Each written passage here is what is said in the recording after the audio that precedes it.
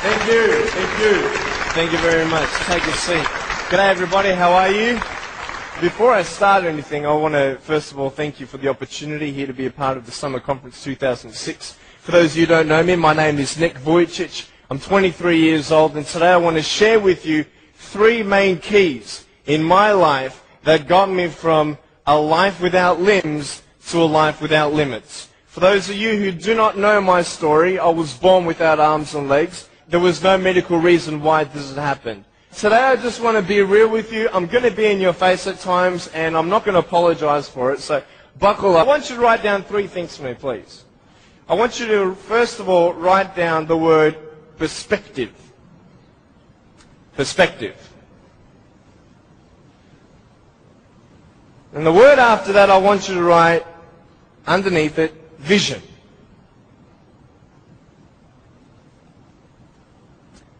And then underneath that, I want you to put choices. So perspective, vision, and choices. This is what I'm going to be speaking about. I'm going to be real with you and start from the beginning. I was born in a blessed country. I was born to parents with the support I needed. You see, when I was born, it was such a tragedy. It was such a great shock to everybody. We had ultrasounds done when Mum was pregnant with me. I was her firstborn. And my mum made sure that we had the best doctors in Melbourne. My mum was a nurse and delivered hundreds of babies before I was born. She knew exactly what to do and what not to do in her first pregnancy. Yet, having all these precautions, this happened. And anybody who saw me and saw my parents automatically thought that, hey, this is a bad thing. And I mean, for anyone to say that would be a good thing, that is not sane. That would be insane. To say that, hey, congratulations, your baby's born without arms and legs. It was such just a pause in their life where they couldn't breathe. They couldn't fathom. What kind of life is their firstborn son going to live? Without arms and legs, he can't even feed himself. He can't even dress himself. Doctor said I would never be able to stand up, let alone jump around.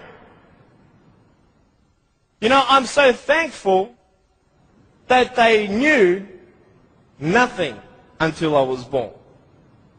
Because imagine if my parents did know, and they would have what? The option of abortion.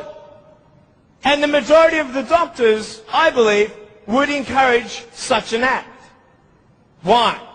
Because what we see in this child's life is not going to be a good quality lifestyle for you and your child. And the wisest thing you could do is abort. Well, hey, who knew?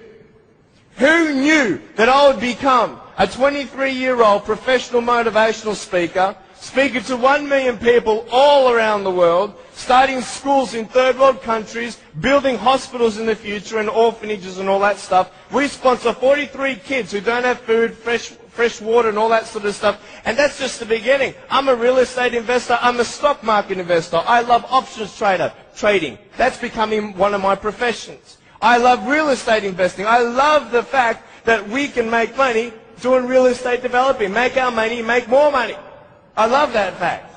I love the fact, though, above all, that I can give the world something that others cannot.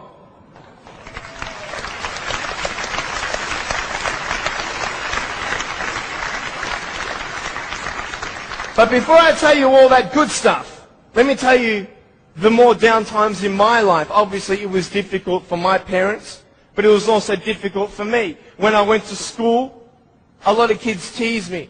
A lot of kids put me down. It was very difficult at starters to find friends because everybody would look at me and think, well, maybe he also has a mental disability, and then people don't know how to approach me.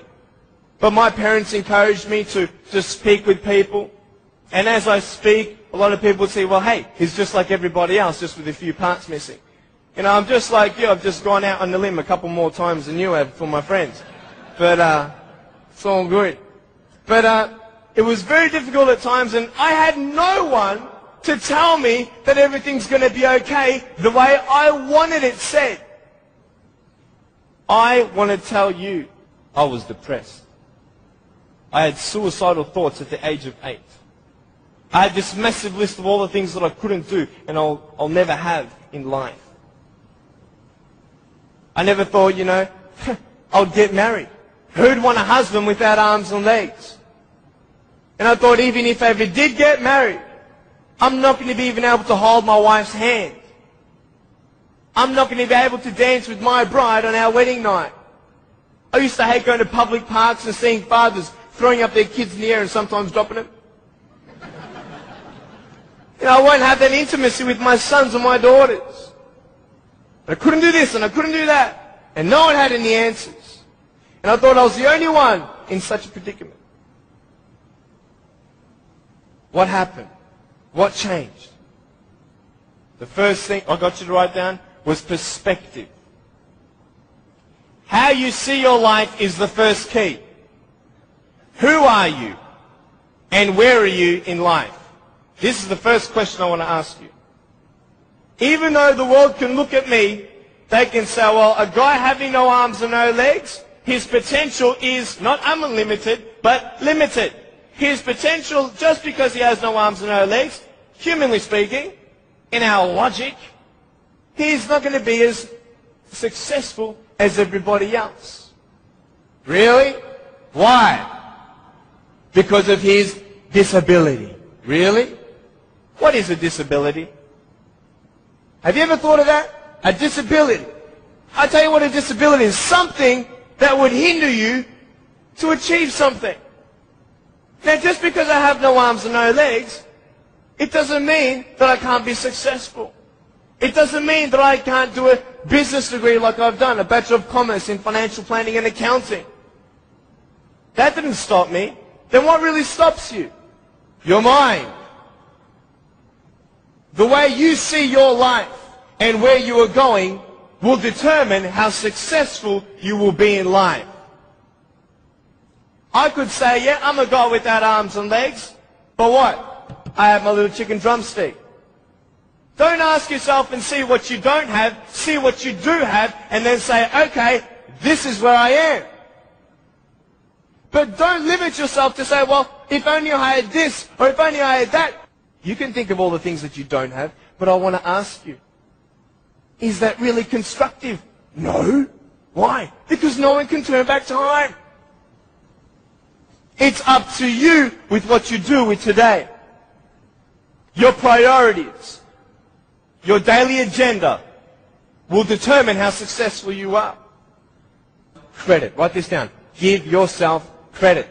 Even if the whole world told me that, Nick, you have no arms and no legs, you're not good enough, you're not going to reach your fullest potential, and even if you do, it's not going to be compared to anybody else's potential because you have no arms and no legs. Even if the whole world has that discouragement on you or their view on you, you don't have to believe them.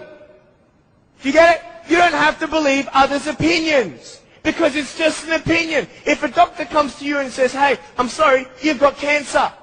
What are you going to do? Get a second opinion. Right? Why? Because you want to make sure that he's right. You want to know exactly how much you have to live and what's going on. Well, why not get a second opinion when people put you down? Why not get a second opinion when your family thinks you're dreaming? Tell him he's dreaming. First thing, be thankful. Know where you are. Now, when you establish where you are in life and who you are in life, and you give yourself a little bit of credit, do you know how I gave myself credit when I was 7 years old? Check this out. I just remembered this last week. Some people at school were teasing me for how I looked. I looked at myself in the mirror. I said, yep, I don't have arms and legs. They're right. But I said, look at my eyes. I told myself, look at your eyes. You got beautiful eyes, young man. I said, you are hot. I said, no one can take that away from you. Your eyes. If it's only your eyes that you can concentrate on, then concentrate on that. Do you get the message? If you find one positive thing about your life that no one can argue with, then hang on to that and go from there. Now, where are we going? Once you establish where you are and hang on to the positive things, the assets that you have, then expand on that. Stop thinking of what missed opportunities are out there. Because then you'll miss more. Where are you going? Vision. Vision. What is your vision? Everybody here today has come to the conference so that you might be better equipped to live your life to its fullest potential. In some way or another. Finances. Sure. Great. Wonderful. I have a business mind. I love trading options. You have no idea. It's one of my hobbies, but it's actually becoming a steady income for me. And I love it. And wherever your goal is, let it be.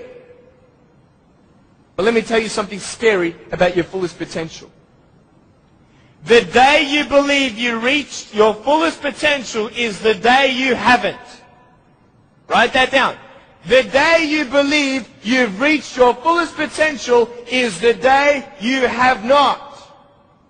Because you still have today. Reaching your fullest potential.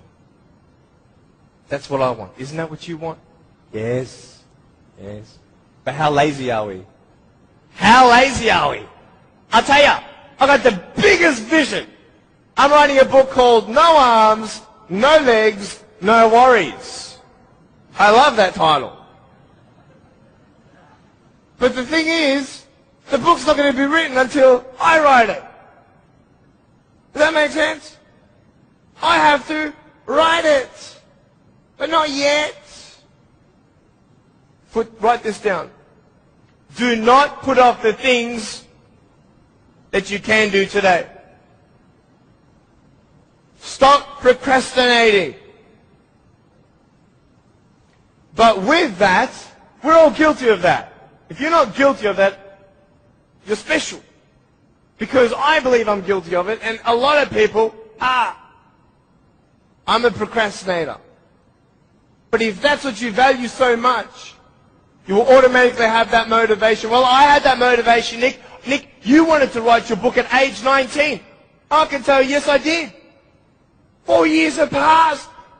I did 4 chapters. And then I read it, I'm like, that's crap. We're going to start again.